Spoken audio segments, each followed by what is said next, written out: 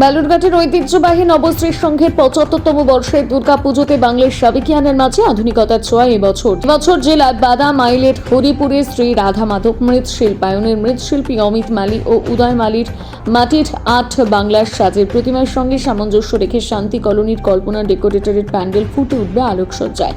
বাদাম আইলের মহন্ত ইলেকট্রিক্যাল এবং শব্দ পরিবেশনে চক ভৃগুর অর্ক সাউন্ড। প্রতি বছর বালুরঘাট শহরের নবশ্রী সংঘের দুর্গাপুজোতে কিছু না কিছু নতুনত্বের ছোঁয়া লক্ষ্য করা যায়। সেই কারণে পুজোর দিনগুলোতে এখানকার পুজো মণ্ডপে দর্শনার্থীদের ভিড় উপচে পড়ে। এবছর এই ক্লাবের দুর্গাপুজোর ৭৫তম বর্ষ বা প্লাটিনাম জয়ন্তীর প্রস্তুতি পর্ব চলছে জোর কদমে। রথযাত্রার দিন প্রতিমার কাঠামো শুভক্ষণের মধ্য দিয়ে পুজোর প্রস্তুতি পর্ব শুরু হয়।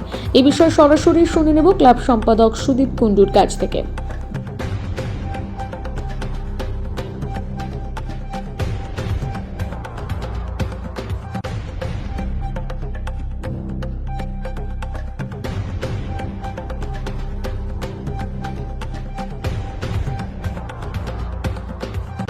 আপনাদের এবছর নবশ্রী সংঘের দুর্গাপুজোর ৭৫তম বর্ষ বা প্ল্যাটিনাম জয়ন্তী বর্ষ, সেই বিষয়ে আপনারা কি কি কর্মসূচির আয়োজন করেছেন এবং আপনাদের পুজোর থিম কি এবার দুর্গাপুজোর?